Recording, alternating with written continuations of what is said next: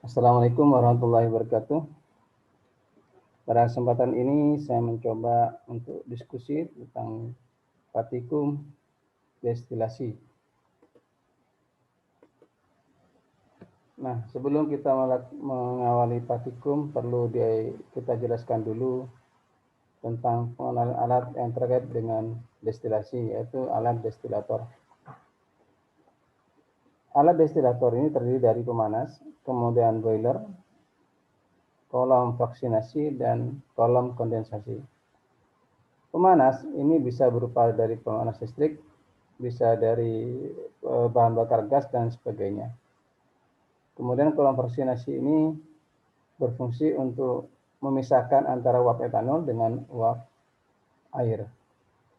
Sementara boiler ini sendiri sebagai evaporator, sehingga bahan yang kita panaskan pada suhu 80 derajat, maka bahan etanol mulai menguap bersama-sama dengan sedikit uap air. Nah, disinilah di kolom fraksinasi ini akan terjadi pemisahan antara uap air dengan uap etanol. Nah, pada suhu tertentu kemudian uap etanol terus naik ke atas, sementara uap air terjebak di dalam di saringan ini dan turun kembali ke evaporator. Nah, uap etanol yang naik terus ke atas, kemudian masuk ke dalam kolom kondensasi, akan mengalami kondensasi atau pendinginan di dalam kolom ini, sehingga uap etanol tersebut berubah menjadi cair. Nah, ini adalah alat destilator skala laboratorium. Ini adalah bagian boiler dan pemanas yang menjadi satu paket. Pemanas berbahan listrik, kemudian ini ada kolom fraksinasi, dan ini adalah kolom kondensor atau kondensasi. Nah, pada ujung kolom fraksinasi ini kita tempatkan sebuah termokouple yang tujuannya untuk mengatur suhu atau mendeteksi suhu yang ada di titik ini, dan kemudian terbaca pada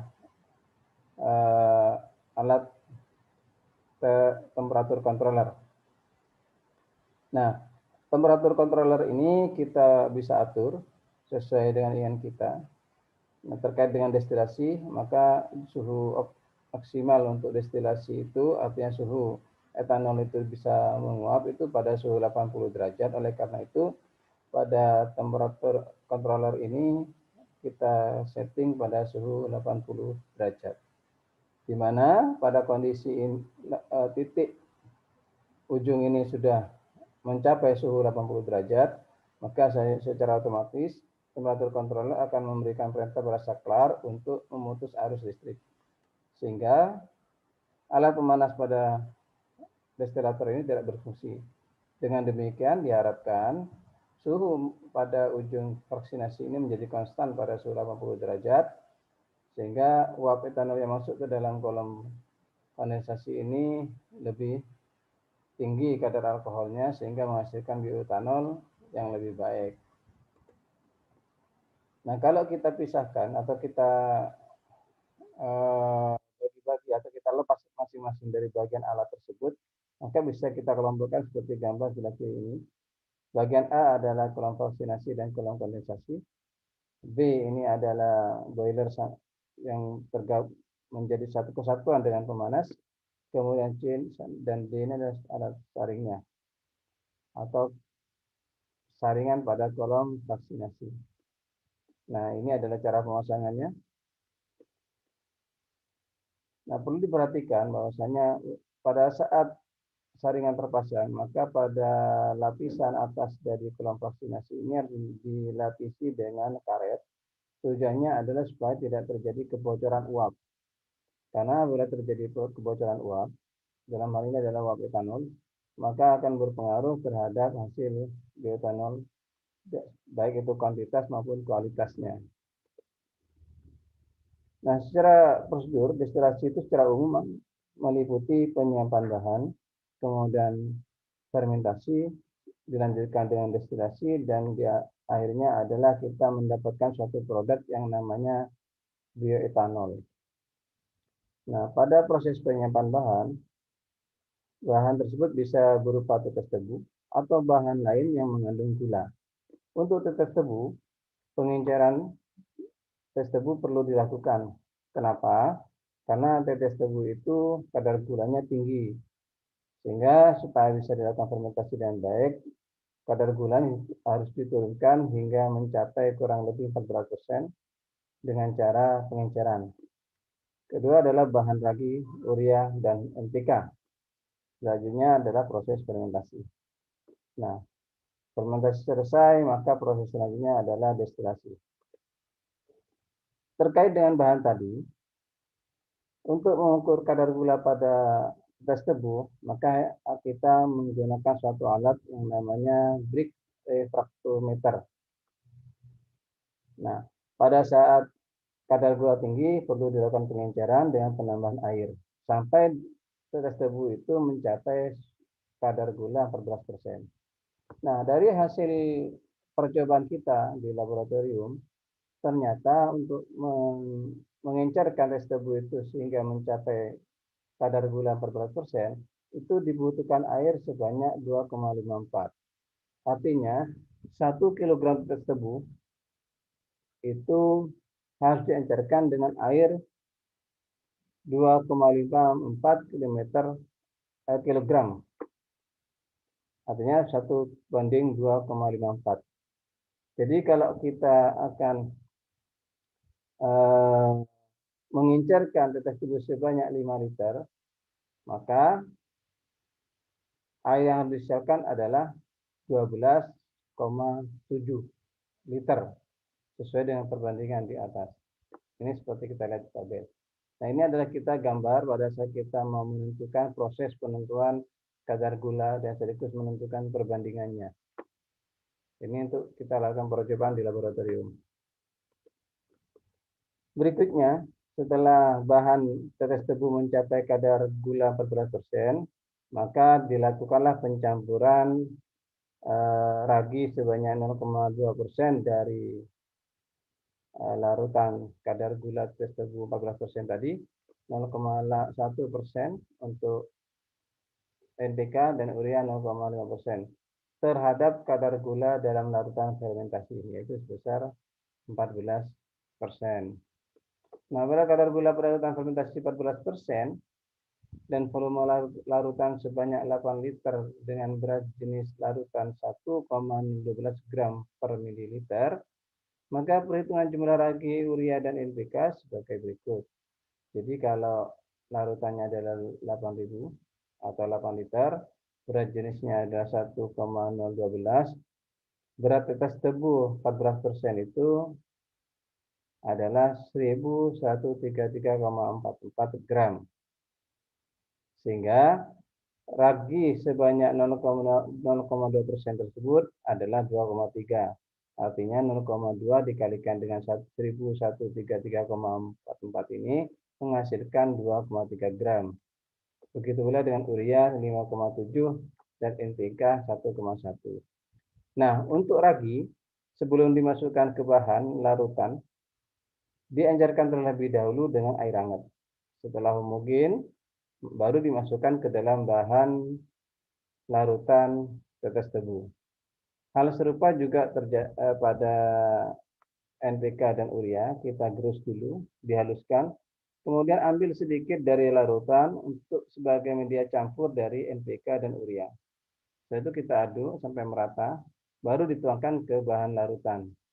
Nah, di dalam larutan ini pula dilakukan pengocokan supaya bahan ragi, urea, dan NPK tadi tercampur secara merata ke semua larutan tetes tebu. Langkah berikutnya adalah kita melakukan fermentasi kurang lebih selama 3 hari. Yang perlu diperhatikan dalam proses fermentasi adalah tidak boleh ada gelembung udara, ada udara luar yang masuk ke dalam larutan atau ke dalam wadah fermentasi ini. Sehingga bagian tutup ini harus ditutup dengan rapat, dan apabila terjadi lubang atau hal-hal yang menyebabkan kebocoran, maka perlu dilakukan pengeliman. Akan tetapi perlu diperhatikan di dalam proses fermentasi itu terjadi menghasilkan gas, di mana gas itu kalau tidak dikeluarkan maka dikhawatirkan terjadi ledakan karena tekanan gas itu sendiri. Oleh karena itu, pada lubang atau tutup dari alat fermentasi tadi, apakah itu botol ataupun jerigen dan lain sebagainya, harus dibuat lubang yang dihubungkan dengan selang dan masuk ke dalam botol yang terisi air. Kenapa demikian? Ini untuk mencegah adanya udara luar yang masuk ke bahan fermentasi. Dengan adanya gas yang keluar ini, dia akan mendorong air sehingga terjadi gelembung udara. Tetapi udara luar tidak bisa masuk ke dalam larutan fermentasi. Nah, apabila sudah terjadi gelembung, artinya fermentasi itu berjalan dan berhasil dengan baik. Nah, oleh karena itu disarankan untuk fermentasi 3 hari supaya kadar alkohol yang dihasilkan lebih maksimal. Nah, secara umum untuk persiapan destilasi yang perlu disiapkan adalah pemasangan saringan tadi, kemudian pengisian bahan destilat, pemasangan selang pada kondensor atau pendingin untuk mengalirkan air, kemudian juga pemasangan selang pada kolom kondensor untuk menampung bioetanol yang dihasilkan. Nah, setelah instalasi alat selesai, proses selanjutnya adalah destilasi. Tentunya bioetanol yang kita hasilkan harus diukur volumenya dan kadar alkoholnya. Nah, untuk menghitung kadar alkohol, bioetanol yang kita hasilkan ini dalam botol sudah tersedia, maka perlu digunakan alat yang namanya alkoholmeter plus gelas ukur untuk menampung. Jadi bahan bioetanol yang kita hasilkan dimasukkan ke gelas ukur, kemudian alat alkoholmeter kita masukkan. Nah, pada permukaan larutan bioetanol ini akan terbaca angka dari kadar alkohol. Misalnya dalam alat alkoholmeter ini menunjukkan angka 70 di sini, itu artinya kadar alkohol pada bioetanol ini adalah 70%. Nah, kalau untuk skala rumah tangga, alatnya lebih besar. Nah, terbuat dari bahan stainless steel. Ini adalah boiler atau evaporatornya, ini adalah kolom vaksinasinya, ini adalah kolom kondensasinya. Nah, perbedaannya kalau ini karena ini besar, maka diperlukan tandon yang berfungsi untuk mengalirkan air pada kolom kondensasi. Sehingga air yang dari tandon akan mengalir pada spiral-spiral kuning ini ke atas, kemudian keluar lagi secara simultan, kemudian air keluar ini kita tampung sementara pada suatu wadah, dan sewaktu-waktu diperlukan untuk mengisi tandon, maka tinggal menaikkan dengan pompa. Sehingga dalam proses destilasi, walaupun boiler atau evaporator panas, tetapi pada kolom kondensasi tetap dingin. Sehingga uap etanol yang masuk ke dalam kolom kondensasi ini akan berubah menjadi cair. Demikian sekilas tentang bagaimana melakukan proses destilasi. Terima kasih atas perhatiannya. Wassalamualaikum warahmatullahi wabarakatuh.